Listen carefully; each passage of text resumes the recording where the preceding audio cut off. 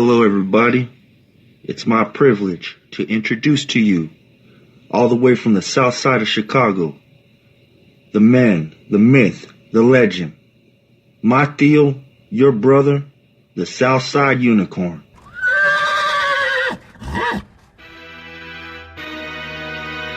And what they're proposing, Romney wants to he said in the first 100 days, he's going to let the big banks once again write their own rules. Unchain Wall Street. They're going to put you all back in chains.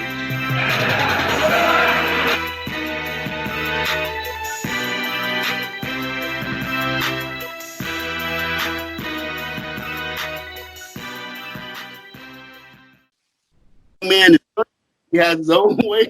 He has his own way of saying stuff. But ladies and gentlemen, it is my pleasure to bring to you Josh from our trio. Hey, Josh, how you doing, man? Can you hear me? Are you there, Josh? Yeah. I'm here. Can you hear me? Yeah, something went wrong. Are you there? Yes, I'm here. Everything is going great with me. Just making it through this self-quarantine. How everything going with you and your family?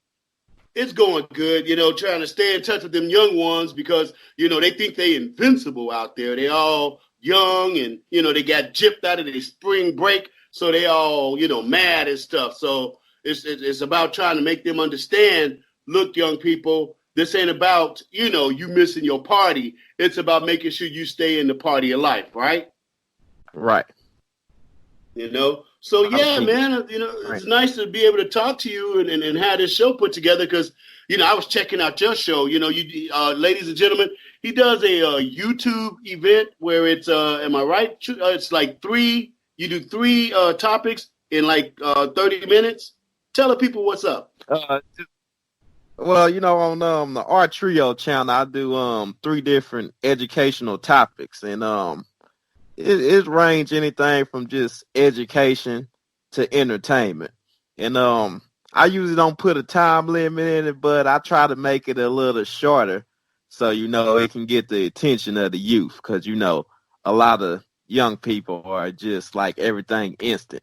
They don't like to sit up and watch anything. So just trying to get through to them with a little teaching. And you do a good job at it, brother. I like to take in his shows. It's on YouTube, R Trio 7. Did I say that right? Well, on YouTube it's just R Trio, and on Instagram it's R Trio 7. Okay. Yeah. So, ladies and gentlemen, get a look at these things because he does these thought-evoking topics, and then it's our turn to go ahead and get up in there. So, yes, I am really glad to have you as a guest on the Southside Unicorn Show, and we may as well get to talking about what we got to get to talking about. I give you one guess what the topic is right now, Josh. What is the topic? What do you think it is? Well, with everything going on, it's pretty safe to say the corona virus. That's right. Now, see, the funny part is because if I'm not mistaken, you're in Atlanta, right? No. Say that again. You broke up a little bit. I'm in Texas. You in Texas. Yeah, see, so you can say Corona. But see, I'm in Cali. I'm in California, and Corona mad at us. They just sent out the message, man. They like, whatever y'all do, can you please stop calling that the coronavirus? Because, this is Corona, California, and we just done with that. So, we can take our pick. You go ahead and feel comfortable calling it Corona. But there are those who want to call it COVID-19. And, of course, there's those that want to call it the Chinese virus. So, we'll rotate between it. But my question to you, Josh, is this. Because I noticed that a lot of your topics are Afrocentric, geared towards the concerns and the promotion of positive, portrayals of the African-American community, which I totally support that. Do you think that the coronavirus, the COVID-19, the China virus is affecting the Black community any differently than all the other communities? Well, with the Black community, what I see is it's not a lot of trust in between them and the government or what the government is telling them. I'm from a spot where they tend to have parties a lot. I've been seeing the police going around shutting down block parties, so it is affecting them in that way. But a problem we have as black people is we don't prepare for anything. So I think if it really did hit harder than what is already hidden in the black community, we wouldn't be prepared. It would be devastation all over. So from what I'm seeing, it's not changing. Everyone is still just going out and doing what they've been doing because they're not taking it serious. Everyone kind of seeing it as a joke to finally hit home. And it just haven't hit home yet where I'm at. People are not panicking, which is a good thing. People are not panicking, but at the same time, you have to prepare yourself for the worst and pray for the best. Yeah, true story. And you just said a mouthful, Josh. I love your critical thinking on the situations and what you contribute. Now I'm gonna jump into what you said in this way. One, the black community has distrust of the government. Well, that's about to be one heck of a problem because it looks like we're getting so close to martial law, I can almost taste it. I don't know how black people gonna deal with this martial law situation since, as you say, they like to get their party on, they like to do their own thing, and they're not really taking it very seriously. And number two, because you said something again that was very, very very cogent. They don't understand the seriousness of the virus, but because of the swift and positive action of President Donald J. Trump, that word kind of sticks hard in the black community. He saved a lot of lives by closing down the borders, as early as he did, even though he caught a lot of flack from it, And three, like you said, the black community is still going on and doing their thing as if though, the coronavirus, the COVID-19, the China virus ain't really real. And that's going to be detrimental in and of itself because we're still going on with business as usual, which is we're doing our parties, we're doing our shootings, and we're still trying to get them abortions done. Am I right? Right. And then that is the dichotomy, of our community. We need to be more civic minded. And I'm glad you brought it up like that. Do you know anybody in the black community that has the virus? Well, me personally, where I'm from, it haven't hit yet, so I don't know anyone personally that have it. Do you? I haven't heard anyone personally that got it that I know. Well, yeah, I have a friend on Instagram. Her name is Stormy. I think I've recycled her video. She actually fell victim to it, but she looks like she's on a good recovery glide because she's young, she's strong, and she's beautiful. So, all those things together, she's gonna probably be all right. We're all pulling for and praying for her. But in my direct life, you know what? I don't know anybody that's got it or had it. Howsoever, since I'm out here in Redlands, California, I'm within miles of a very big hotspot, which is Yucaipa, California. Seems like we got 15 cases out there. What's the closest one to you? The closest one to me is Dallas. I'm in a place Canada that's just 45 minutes away from Dallas. Yeah. Well, that 45 minutes is a nice buffer. Are you guys under any curfews or things like that right now? Yes, we're on the curfew. What they call it, in a house and shelter. Basically, you still can go to work or go to the grocery store, just no hanging out.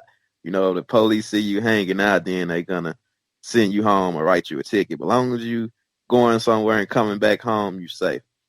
Did you say write you a ticket? Yeah. See, what they doing right now is they trying not to take people to jail if they don't have felonies. So if you're not doing anything that's a felony, that's real criminal, they writing you a ticket and letting you go. And they want you to turn yourself back in when all this is over with, because they try not to cry at the jail. So you're like on Boy Scouts honor. okay, you done wrong, but when this is over, you go ahead and come on down here so we can jack you up. Right, which I don't know who's going to turn themselves in after this. I don't know. We got a lot of people crossing that border down there in Texas. I don't know how many of them are turning themselves in at all. So, that's a thing. So like you were saying, the black community doesn't necessarily prepare for this kind of stuff. Now, I'm former military, former law enforcement. I heard you give your people the shout out on your show about what's going on with me. I'm a little bit regimented, So I got my bug out bag. I got my stuff together. I got enough supplies to last me till the 4th of July. How about you? Are you prepared, or is your family ready to go?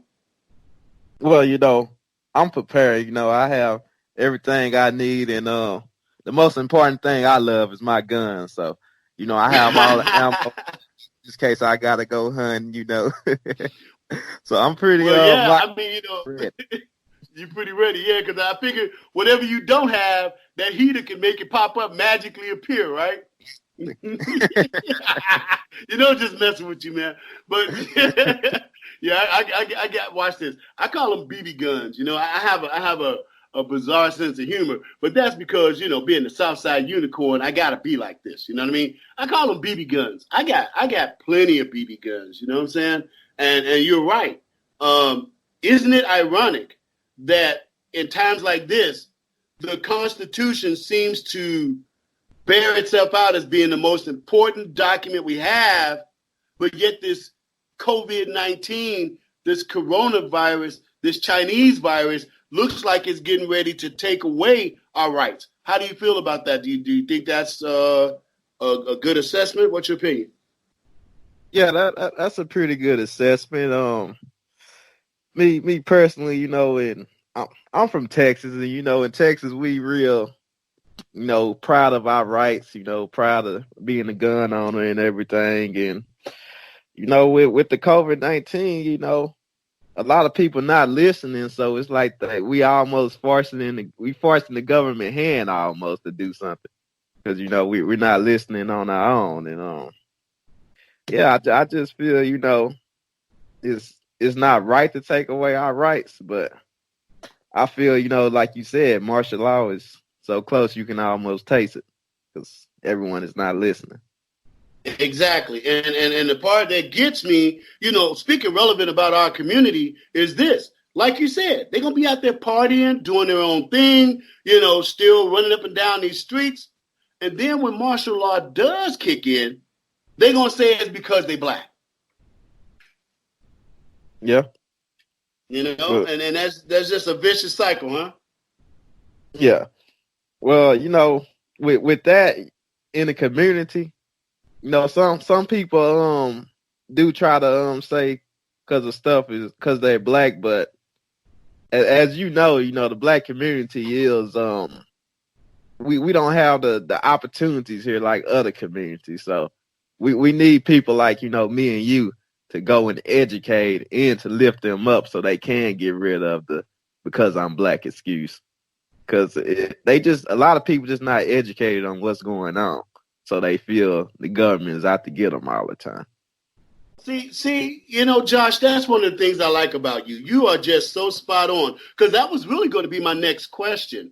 With the, we're going a little bit over, Josh. Can you stay for another segment? Yes. Ladies and gentlemen, we'll be right back after these messages. Go nowhere.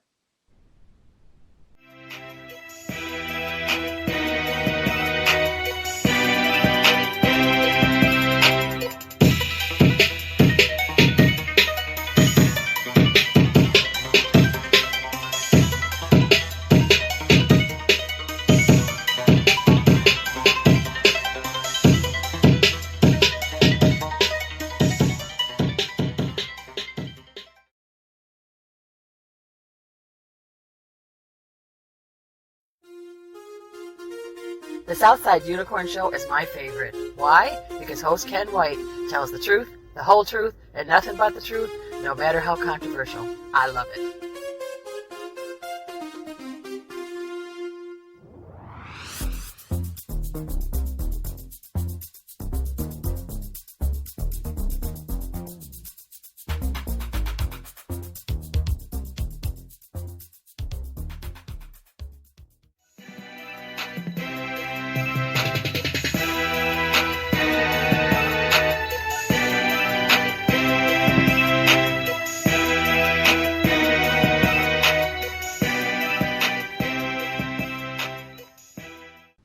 Hey, it's Ken White, host of the Southside Unicorn Show. And we are back for the second segment, and we are still with Josh from our trio. And I was just about to ask him a question in the last segment, but we got too close to that commercial break, and I made a promise this year.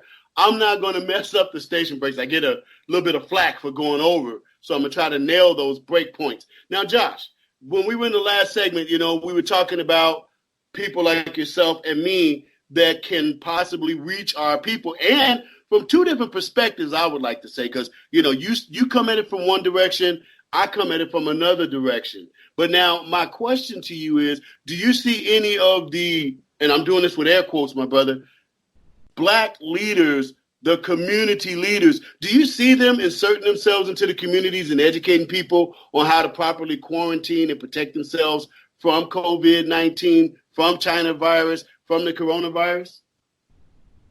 Well, me personally, I haven't seen too many of them. I've seen a few guys making videos and everything, but to be honest, I feel for the most part it's kind of gotten like religion with the with black leaders. You got some preachers that actually believe in what they preach and good preachers. Then you got some that actually do it for the money. And I believe that's what the black leaders is starting to turn into. A lot of them I feel some of them do it for the money. Like you take say they me cashing in, huh? Right. Like take me and you for example. Like a lot of these black leaders won't talk to me just because I don't have a big platform. Like, is it about reaching the people or is it about making money? Which one is it? Which business is you in? And a lot. Man! Now, see, you done touched the hornet's nest with a stick, man. Yeah, that is part of the problem. You got these big platforms, and they just sucking the oxygen out of the room, thinking that they're doing some good. But what they don't realize is, like you just, very clearly pointed out, there's places you can go that they cannot go. There are people that will listen to you long before they listen to them. And to me, and I'm sure you might agree with this because I'm just building off of your statement, this whole thing we doing, all this that all of us are about in this social network situation, okay, say you got a big platform, right?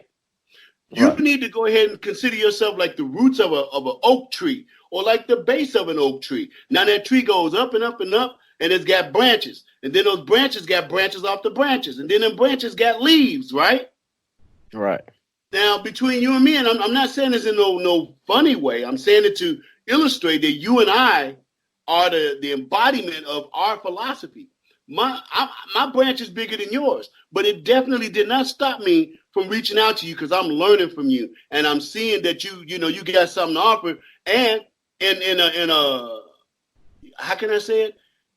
In a symbiotic way, you and I are helping each other to get to the people. Now, what about that branch down the line from me? What about the base of that oak tree? You're right. When they got these big platforms, they act like, they get all particular, and that's not helping the people at all. Thank you for pointing that out. Right. And I noticed that's on all ends. It's whoever got a platform. I don't know if you experience it with the Republicans or they like that as well. Republicans with big platforms, but I know a lot of pro-black people is like that with their platforms. They kind of iffy of who they share it with. Yeah, well, you know what? It's kind of getting that way on this side of the house because, and I'll say it, oh boy, I'm going to say it. Because we got people from your side of the house that came over to our side of the house. And when they came over to our side of the house, they brought some of that with them. You know what I'm saying? Right. And then that irritates me to no end because I have been a Republican since I was, 9 years old and was able to read a voting pamphlet for myself. I'm not a convert. I was doing what I'm doing in 1980. I was doing what I'm doing in 1999. I didn't wait for President Trump to show up to be who I am. So yeah, I understand what you're saying. You touched the nerve with me when it comes to this platform stuff because it's kind of irritating. We're supposed to be trying to be a social force for the public at large. We're talking millions of people. So to me, I think there's room at the table for everybody that wants to be a part of the leadership. Right. You know? And that's I kind of question, like, is it about the money or is it about helping people? Because a lot of people just look at the money side of it all the time. Like, if that's what I just say, that's what it's about. Don't try to act like you for the people, but you about me. Which there's nothing wrong with making money if you can make money off what you're doing. But is that your main goal? Or Well, yeah, I mean that's to be expected. You know, I mean, both of us from the black community, and I'm sure it's true with every community. But emphasis on black males. We're about our paper. You know what I mean? I got to have it. Give me my paper. But what we're doing is very important. What you're doing is very important because back to the subject at hand, we got young black people walking around in the inner cities, totally oblivious to the potential danger and harm of COVID-19, coronavirus, Chinese virus. You know what I'm saying? They don't, like you said, they're not even paying it no attention, and they're just, man, that's a recipe for danger. Right. And what I was telling people, we like I was saying earlier, we don't trust the we have good reason not to trust the government because they did a lot of stuff to it, but we don't trust the government. Don't say that in past tense, brother. You said they did a lot of stuff. Well, every now and then they still do it. Still do it to this day. Mm-hmm. So, but now you were saying, yeah, that build trust issue. So a lot of people, get into conspiracy theories, as in the government intentionally put this sickness here. Because they did intentionally eject black people with syphilis back in the day. So a lot of that distrust is still in the back of our heads. So a lot of us see, the virus as a man-made virus. Like they had a show on Netflix where they were talking about the coronavirus. I believe this show came out in 2018, and it basically predicted the whole outbreak that's happening now. So it's a lot of. Well, let me interject right there. See that's where we got to get to our community and educate. This term coronavirus, it's been out forever because it is a strain of the coronavirus. That's why it has a number behind it. Corona, COVID-19, because there's an 18, there's a 17, there's a 16, so on and so forth. And so when you see something like even on the back of a Lysol can where it says COVID, that's not into a conspiracy thing. It's because that strain of virus has been out for a long time. It's just like, they call it, okay, watch this, a venereal disease, right? Right. The word VD is for venereal disease, but that covers, syphilis, gonorrhea, all those different things underneath that name. And that's what's going on with corona. But for our people, sadly enough, we don't know that. So when we see the word corona pop up in 2018 or 2016, we go, man, they knew about this stuff a long time ago. Is that what you're alluding to? Right. I wish that go back to the lack of research and the lack of trust from the government. Because the coronavirus that's in the same family as the common cold. Exactly. So it's just, and then with the 5G coming around, some people believe that the 5G is creating all the symptoms for the coronavirus. Yeah. Well, I'll put, okay, watch this. I don't wear a tinfoil hat. No, there ain't no Reynolds wrap underneath my table. But I'm going to go ahead and say this much. Ready? Right. Where you see timing, you must also see planning. Now, come on, let's look at this thing. This virus popped off in China in like November or something like that. Trump was already on it. Trump was already on top of it. He's like, look, y'all, we know you got a problem over here. What's up? What's the ditty? You know what I'm saying? And they waited all the way till whatever to even act like they knew something was going down. Now, look what it's done to us. We ain't had no more primaries. We can't go to the bars. Schools are closed. Our stock market is crashing every day. Our economy has just gone to hell. So, like I said, where you see timing, you must also see planning. And like you said, with our community, we have sufficient reason to distrust this government. And so when you see those things all come into play, and we're talking about, getting paid and all that, what do you think about this check that's coming out? Do you think black people are going to get some of that? Well, I feel we should, but at the same time, I'm kind of in between government. It's like, a lot of people need that. A lot of people, lost their jobs and they don't have it. If you're working for a small business or something, the business don't have the money to pay you. Like, if you're working for a big corporation or something, they probably still have the money to pay you. Everyone haven't went to college and got a degree. America still have regular working people, which is the backbone of America. So for the people who need a little pick me up to get them through the month, as black people, yeah, I feel we're entitled to it. Wow, that you just said a mouthful with that one, because you preaching to the choir. I owned. I guess I'll find out in a month. But I own a small business that I've had since 1991. I've employed young people throughout the community for years. I remember, for example, one young brother, he would always show up late for work. And I should have fired him, but I didn't do that. I went to his house. His mama's like, he in there laying down to sleep. It took me a whole month of that, which was I would go over to the house and I would get him. I'd wake him up and I'd make him come to work. And sometimes he'd be like hungry. So I had sandwiches. We started calling them sandwich, you know what I mean? Because that's what I did. Now he's a correctional officer in the state of California doing just fine. Now that's my small business. But because of COVID-19, the China virus, you know what I mean? Coronavirus, all my clients called me, I think it was like 10 days ago. My phone just wouldn't stop. It's, we no longer need your services right now. We don't know what's going to be happening to us, but don't go anywhere. When we come back, we're going to be looking for you. I have no client base. Thus, I have no income. So I understand what you're saying. Technically, I'm kind of looking for some of them checks myself, So right. When it comes to us, here comes the trick.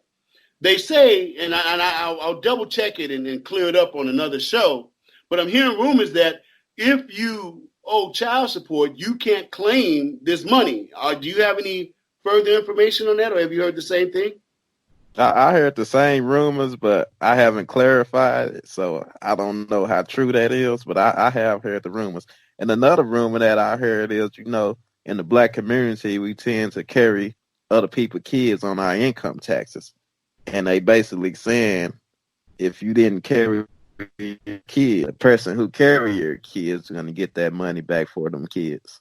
And that's another thing they got. See, right. And I didn't mean to jump on top of that, but I want to get us, ready for the next break, which is coming up in a minute. But that's what I'm saying. Our community is a peculiar community.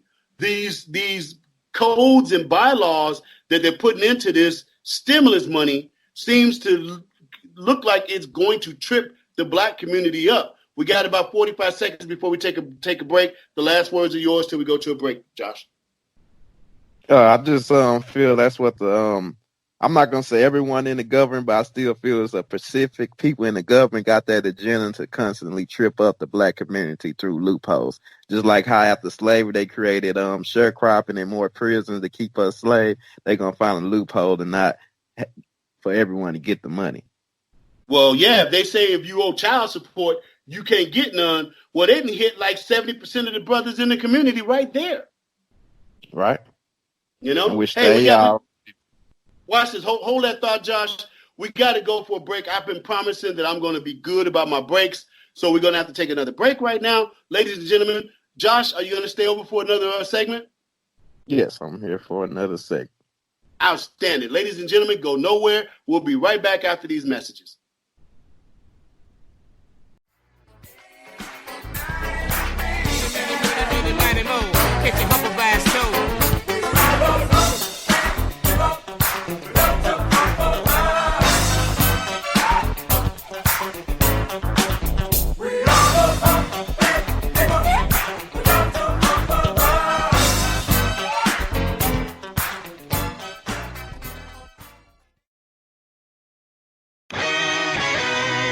My name is Toot Sweet, and I'm New York City's original artist, singing for the cause of freedom. I've spent the last 10 years of my life documenting history through my music. It's like a recipe that's blessing me, bringing out the best of me, aggressively testing me to create my own destiny and understanding, universally accepting adversity and learn more lessons in life than you're learning any. And when I'm in need of a dose of reality to escape the liberal land of make-believe, I tune in to the Southside Unicorn, where the truth is as solid as New York City concrete. My name is Toot Sweet, and you're listening to my friend Ken White on the Southside Unicorn, and this party is just getting started.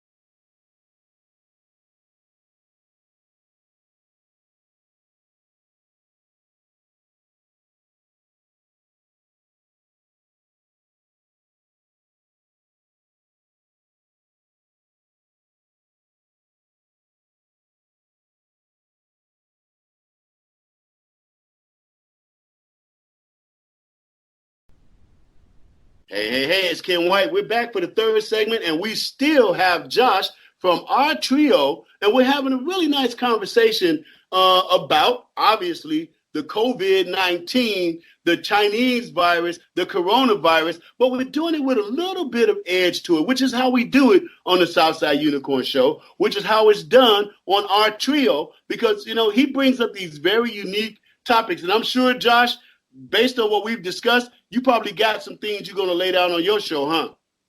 Right. Definitely. So here we are. We're back. We're talking about that money. That money, I don't know how many people going to get it. Like you said, it looks like they got some loopholes up in there, right? Right. They say within the next 3 weeks that money's supposed to start coming out. But I will put this out there. Maybe you can share with your audience, too. I do know that if you don't have your 2018 or your 2019 taxes filed, you are definitely not going to get no money. Correct. Okay, so people gotta be able to do that.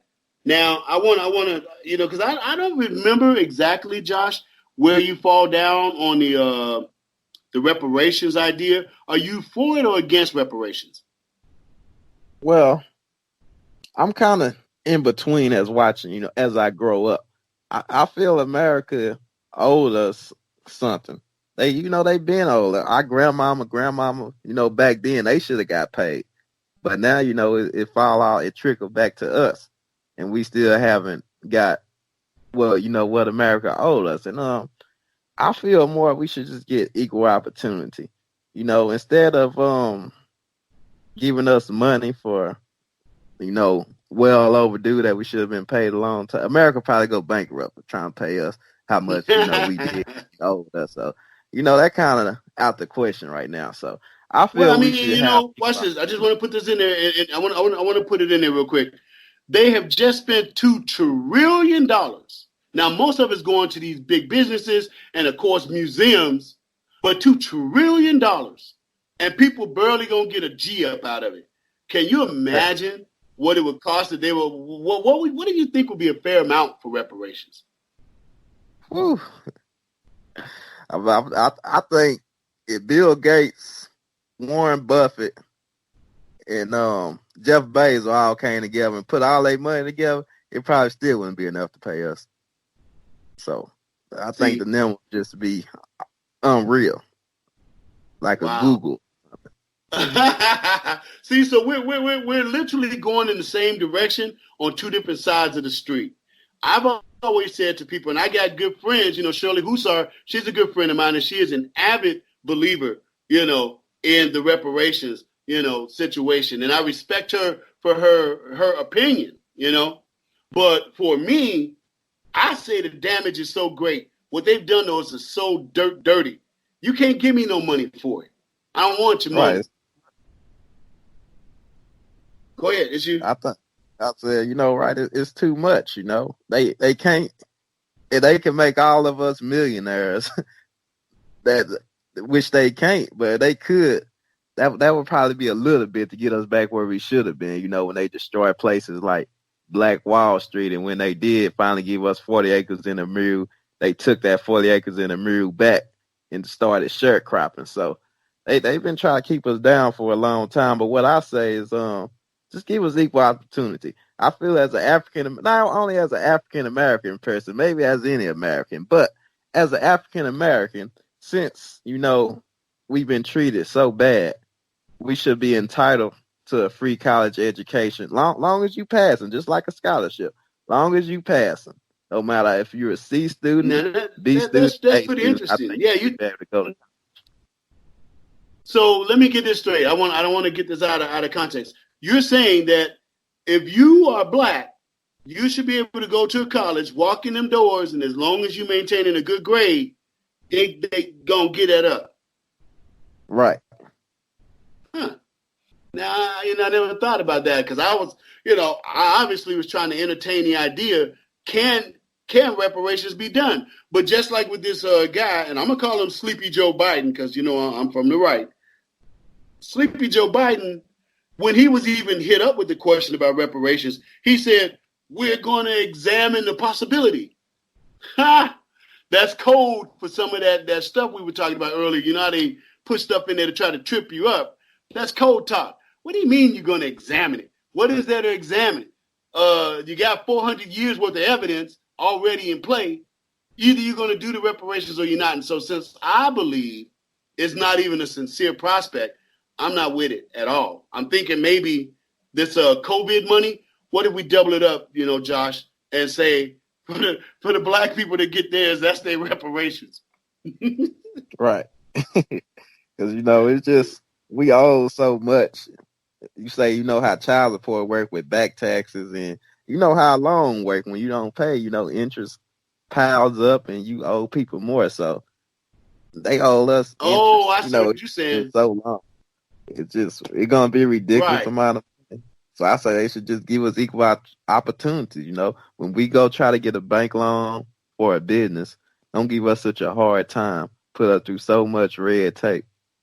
Everything just designed to, make it hard for us. A lot of us make it, but the people who make a lot of money, either you're going to destroy your community by selling, crack or whatever, in which that's part of the plan, or you're going to be an athlete or an entertainer. That's the only way we see it to make it to be rich. Now, you can go get a regular job and get a business and work. That take longer. You can do it. That's not impossible, but it's harder for a black person. It's harder to get business loans, and it's harder to get support from your own community when they see you have a business. They would rather support an Arab or someone before they support their own people. An Arab, okay, a person from the Middle East, right? Yeah, Right. Again, you're preaching to the choir because I've owned my business since 1991, and I'm going to throw this out there real quick. It's just interesting. I'm just throwing it out there for the conversation for no other reason. My business for many, many years was one of the most premier businesses in my community. But the makeup of my employees was predominantly Caucasian, Latino, a smattering of Asians, and a few blacks. And I was paying above minimum wage back in the day. So ironically, some black people in the community went and got themselves a lawyer and tried to say that the company was discriminating against blacks with all those good jobs, and there's not that many black people working there, right? Right. So they come to my office, and the man's like, well, we'd like to speak to the proprietor, the owner of the business. And I'm looking at him, I'm like, what do you want? He's like, well, you need to go get him for us. I'm like, I'm right here. And the lawyer was like, so you own this business? I'm like, yes. He's like, how much of it do you own? Like 10%? I'm like, no, 100%. He gathered those folks up and walked out of my office and apologized. You know what I'm saying? So you're right. When it comes to our people dealing with a black-owned business, we get a little bit different treatment. They seem more ready to give it all and lay it all on the floor for somebody else than a black business. And that reminds me, I don't want to talk too much about it, but there was a situation in Atlanta. Are you familiar with it? Happened on the 14th of February with an eatery. I've been looking into it. I'm still kind of ignorant to it right now. I don't know much information about it. Can you kind of catch me up on what's going on with it? Yeah, I'll share with you and the audience what I know. It's called the Old Lady Gangster Restaurant. It's owned by one of the women who was part of the Housewives of Atlanta. And it seems as if though there was a shooting at her establishment. Now, this is a black-owned eatery. If it weren't for the namesake of this eatery, everything else I see about it is top-notch. It is quality, it's good, and it seems like, and again, because it's still under investigation, I'm doing a lot of, temporaneous statements here. It looks like a person of color went inside that business and dumped some caps on some people, thereby causing a shooting in her restaurant. Now, that takes us to where we were talking, Josh. Blacks don't respect black businesses. Why didn't he stop? I mean, I understand rage and all that stuff, and it was Valentine's Day. Who knows? It could have been a lover's triangle because a man was shot, some bystanders were. But at the same time, this is the level that we need to dig deep to find. Why couldn't that man have thought about this is a black-owned business, and I don't need to be, couldn't he have, I hate to say it, he shouldn't have been doing violence in the first place, but couldn't he have waited till they came out of that woman's establishment than to go up in there and lay down fire like that? Right. And I agree with you on that. He should have waited if he had respect for the business. I know, like, I'm a young guy. I haven't been around long, but I can remember, being a kid, and you have that candy lady in the neighborhood that look out for the neighborhood, or someone you respect in the black community when you got a business. Out of respect for her spot, if y'all get into it, y'all gonna be like, no, we're not gonna disrespect Miss So-and-so house like this. Just meet me outside or meet me down the street. Because you don't want to mess up to what they bringing heat to their spot. And so exactly. I feel with that situation, either it was a lack of disrespect or it just was ignorance, as he didn't probably know it was a black-owned business, or maybe he just didn't care. He was so enraged at the moment, he would have did it in a white business, black business, or Jewish business. He probably just enraged. So wherever he found him at, I guess he was going to get him. So I don't know what was going through his mind. Right, but see, that's it's still something, and thank you, Josh, for elaborating on that. I just wanted to bring up the point that if we're going to save ourselves, we need to start actually having that level of cognitive awareness about what we're doing. You know what I'm saying? I periodically make this plea on all my platforms. If you are staring down the barrel of a gun at somebody, that's somebody's child, that's somebody's friend, that's somebody's daddy or mother or sister or brother. If you're not doing it for the sake of law enforcement or saving somebody else's life, please don't pull that trigger. You know what I'm saying? We right. in the black community have got to get this. It looks like to me, and I'm waiting to see what's going to happen with this COVID money. I'm waiting to see how we going to fare with that, because see, that money is still opportunity. And to me, that's what they're trying to deprive us of, is opportunity. So if that's the case, if what you and I have just talked about in the last, 3 segments is that to a point, America's got it out for us, right? Then we're our own resource. We're our only best friend. And I would like to see us start a culture, you and I and others. That's why the platforms have to expand. It's not about talking to the issues. It's not about talking about Biden or Trump. All those people going to be gone in a minute. Obama's already been gone by 3 years. Nothing he did helped our community. We'll talk about that. I know I just said a mouthful. I know you want to expand on that. But you know what I'm saying? Forget these politicians, all of them. What about us as a people? When are we going to start fixing our hearts and minds towards being our best friend as opposed to our own worst enemies? You take it from there. Well, with any organization that usually come around and try to help black people, the government usually destroy them within. Like, take Marcus Garvey. If anyone familiar with J. Edgar Hoover, the original FBI agent, his first case was to infiltrate Marcus Garvey organization, in which, he was trying to empower black people and, financially. So I think it's as we move on through time, a lot of racist people start to die off, but a lot of them just pass it on to their kids, so they keep pushing their agenda down the line. So in today's times, I feel, we do need to put our money together and do something right. But with the hate going on, I don't know, would they try to destroy us within once again if, we start getting too powerful? Like, it's okay to have a few billionaires like, a Jay-Z or a Dr. Dre or Oprah. It's okay to have a few of them, but imagine like 100 or 200 of them. That's when that's too much power. Watch this. I'm going to imagine that we're going to take a station break. Since I had you this long, go on, give me that last segment, brother. You going to be here with me? I'm going to be here with you. All right, bet. Ladies and gentlemen, we'll be right back after these messages. We're going to talk about black money, black influence. Go nowhere. Yes, sir. Hey, this is Josh from Art Trio. And go check me out on YouTube. I discuss 3 topics 3 times a week. You are listening to my friend Ken White on the Southside Unicorn Show. Let's go.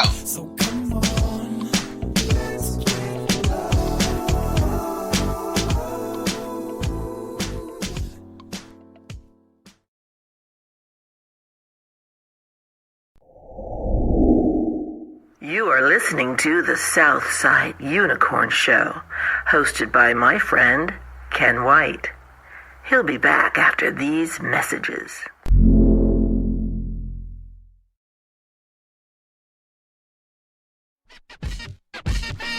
She passed by in a black Mercedes. Damn, she fine. The way her body's moving. I popped the Perrier Jouet, trying to get the two-way cracking. Me and you back in the back room, acting like you can't come back soon enough to do it rough. Cause you a bluff, but I'm a winner. I can hold, watch your pretty legs fold. Hey, it's Ken White, host of the Southside Unicorn Show, and we are in the 4th segment. My, it went so fast. Probably because we got Josh with us today. Josh from Our Trio has been with us for the whole show. It's been awesome. You say some of the most incredible stuff, young man. I'm absolutely impressed. Now, when we left the 3rd segment, you were just about to start talking about we're allowed, and I love that word that you used, allowed to have a few black millionaires. But then you mentioned Jay-Z, am I right? You mentioned Jay-Z? Correct. Man, I don't understand what tip this dude is on. He feeling straight Illuminati to me. The things he's doing, him and his wife, Beyonce, I don't see where they're positive influences to the black community. Or am I mistaken? Well, from what I see, I see where they are positive to the black community. Like with the Trayvon Martin case, he did a documentary for that. And I can't remember the guy's name, but it was a guy in New York that went to Rikers Island for a petty crime, I think, still in the backpack, and he was in there for like 2 years. And he brought light to that situation. The guy ended up committed suicide. And for the Meek Mill situation, for those of y'all who are not familiar with Meek Mill, now it's your turn to bring me up to speed. What is this case you're talking about? Okay, with Meek Mills, he a rapper out in Philly, and basically, I don't know how long it been, but he basically been on probation since he was a teen. So he been on there for like 7 to 8 years, and Jay-Z basically shined light on how the justice system misused black people, like how it's designed to get us stuck into the system, and he did a lot to help in that, but. From your perspective, enlighten me on, you say how you feel him and Beyonce not helping. Well, this is how I feel they're not helping. Okay, now we got to go all the way back to segment 1 when we were talking about the basic things that are true about our community. We don't trust the government. We try to do our own thing. And we don't want to really be wise to, the information that can come into our community. So this is where I believe Jay-Z and Beyonce are harmful. They have no respect for the patriotism or the culture of America, vis-a-vis that reinforces a dislike and a hatred, not just a distrust. There's a difference. You can distrust something, but when you start to hate that something, well, then that's when a New York cop ain't safe eating his lunch because some triggered brother will run up behind him and start dumping caps inside that car on a cop who may have done nothing to nobody.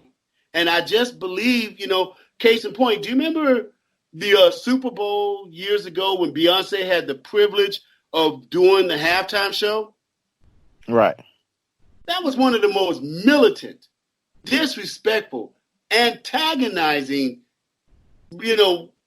displays I'd ever seen. Now, granted, them women were beautiful, strong. I was like, woo-wee.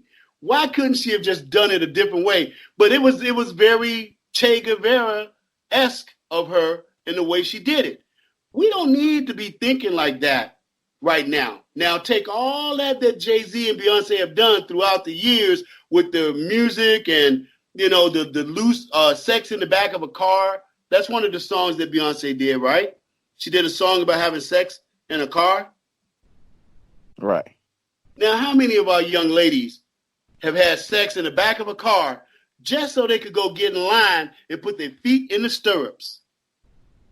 Are you following me now? On where I'm coming at with that? See, you and I, to me, I believe we're like a coin. You're like one side of the coin, and I'm like the other. Heads or tails, you flip it, and Josh is talking, and it's coming with something. You flip it the other way, and Kenny, a.k.a. the Southside Unicorn, is coming back with something else. Am I glad for his success? Of course I am. Do I believe that they're one of those platforms that we were talking about that's not putting their platform to quote-unquote real good use? Darn tootin'. Trayvon Martin was murdered. Mr. Zimmerman murdered him. Let's be clear about that. Now, I'm former law enforcement from the military and civilian, private investigator, security chief, the whole 9 yards. And I have CCWs out the yin yang. So I'm telling you, not you, brother Josh, but the community. I don't want nobody telling me that was a clean shoot, because it wasn't. That young man was murdered. So thank you to Jay-Z for pointing that out. But I think it was more self-serving than anything. Now, that's just my 2 cents on it. The rest is your mic, brother. Well, I feel like with the performance you talk about at the Super Bowl, I feel she was just trying to shine light to how, unarmed polices are killing. I'm sorry, let me say that correctly. How polices are killing unarmed black mans in the community. And the goal, she was basically honoring the Black Panther. And the goal of the Black Panther never was to go out and kill polices or go destroy the community. The goal was basically just to protect black people at a time where they was at risk. You had people getting, I'm pretty sure you remember how it was back then. You probably was around when the Black Panthers was around. Watch this. I got one for you. I'm going to give you a treat, Josh. I happen to know, and he is my mentor. He's like, he's my friend. He's my mentor. And I'm going to introduce you because like we were talking about the platform and the branches, the trees and the leaves, right? His name is Mason Weaver. He is one of the founding Black Panthers. And I know him well. So I'm going to try to see if I can't get the 3 of us to get in on the conversation. So yes, I agree with you. The Black Panthers were a positive force in our community. And just like you said about Hoover, they inserted themselves into that. The federal government, a.k.a. the FBI, man, they filled that house with so many bullets, you know what I'm saying, it damn near fell down off its foundation. So I totally feel you on that. Now, let me come in with this piece right here because I'm black, I'm red, white, and blue, and I'm also blue. And I say that to say this. As a former cop, which they say once a cop, always a cop, I got to tell you, Josh, and the listening audience, you ain't got to have a weapon in your hand to be a threat or a deadly threat to a civilian or a cop. And here's the part that everybody's got to remember. if you're going to rise up in a threatening manner to a law enforcement officer, that person is a greater threat to the community than anybody. And so, yeah, there are some, I've seen them. I saw one brother who was running from a cop, and the cop didn't think nobody saw him, and so he shot the brother in the back. I've seen that video. But I've also seen other videos where a cop rolls up on a young man in a pickup truck, and as he's trying to do his field interview, that young man moved his hands so fast, I'm not going to wait to see what he's pulling up. Do you see what I'm saying? Right. You know? So I think, I'm going to just finish and then you go ahead and take over. I think in our community, we need some education in that regards. How do we interact with law enforcement? We forget what the role of law enforcement is. So, yeah, I'm going to leave it right there. Beyonce did her thing. I think I feel what you're trying to say. I just think that they need to back off of it. That's not their job to do that. That job falls on people who are more better equipped to explain it in depth than in a song. So now the rest is you, Josh. Well, I always feel it been a disconnect between the black community and the police. Like, I'm not that old, but when I was a kid, I can remember they used to have outreach programs where the police would do the little, what is it called, dare, ride around, give stickers, pencils. I don't see any of that no more. It's like they don't even try to build a relationship with the community. Anytime right, they and watch this. It was when I was growing up, Josh. It was called officer friendly. You know, with you it was called the dare. And now you're saying they don't even try. Well, you know why they don't try? Because they're probably tired of getting spit on. They're probably tired of going and nobody shows up. They're probably tired, you know what I'm saying, of feeling like they're wasting their time. That's just me. That's just me being the devil's advocate. I'm not trying to, dash what you're saying, but because tell me if I'm wrong. You're saying that people need to come back into the black community and so back into the community. Is that what I'm hearing? Right. Get to know the people that you policing. That's how I feel about it. It's like I can understand both sides. Like as a police, you trying to make it home to your family and everything. So it's things they teach y'all to do to prolong your life to make it back home. But watch at the this, same ready? time, Watch this. Hold on, real quick. We gotta watch this. When I was in the academy, there was a song we used to sing as we would do our runs in the morning, and it goes like this: I know I'm going home tonight because I have the will to survive. You know what I'm saying? These are the things that we were doing in the academy, which is you got to make it back home to your family. And so you got two different missions going on right there. You got the police who have to be in the community, who have to try to keep some semblance of the rule of law. But then you got this brother who's all triggered up because Beyonce just shook her booty up there at halftime with her beret on her head and her fist in the air. And now here come the lights. Here come the cops. Do you see what I'm saying? Well, me personally, I don't think it worked like that. I don't think Beyonce can encourage anyone to carry out any violence against law enforcement. I feel, like I said, in the black community, it's just usually a lot of people get treated bad by the police. And it seems like the good polices automatically, take the bad police's side because I guess that's how y'all taught in the academy to roll with y'all. You say that's how y'all. Well, I can't argue with you, brother. So I got to ask you a question, John. I see how you did that because you're right. Once a cop, always a cop. I recognize that. There's sometimes I'll go inside of a gas station or whatever and try to pay for my gas. You got some partners up in there, that might be trying to perpetrate a scandal or whatever. They get all sketch when I walk in. They're like, man, you feel like 5-0. You feel just like a cop. I guess that'll never go away, But, brother, with all this we done talked about, how do you think that's going to play if martial law kicks in the next week? I mean, is there anything that maybe we should be telling the public while they're listening to us to get ready for that? Because personally, I think we're going to have boots on the ground in just a minute, man. So why don't you impart some knowledge on some people while we got this mic working? I mean, me personally, I hope it doesn't come to that, but like you said, it's looking like it might get close to it. So, man, the only thing I encourage people to do is while you free right now, stock up on all the supplies you can. Pray for the best and be prepared for the worst. Me personally, I've been wanting to go live out in the wild. I've been thinking get rid of my house and just go off the grid for a little bit till all this pass over. But I'm gonna sit it out. I'm gonna help family and sit it out and trying to ride it out and hopefully this passes. What advice you have for the people? Well, I'm just going to build off of what you said, because you say things there's such wisdom in the words that come out of your mouth, Josh. That's why I enjoy our relationship. But let me add to what you said. Yeah, go ahead and stock up on supplies, but don't hoard. Don't go up in there, and grab 25 gallons of water. Go and get 5, maybe. You know what I'm saying? And if you listen to one of my previous shows, which was We All Need Water, that show had a lot in it. Maybe, people take the time to go back and listen to that show. But you are giving up good advice, Josh. We do need to stock up on some things so that you're not out there in the streets, that you're not, doing all that foolishness and whatnot. My only advice is, and here comes the kicker with me, Josh. My advice is follow the orders of law enforcement. Follow the instructions of the CDC.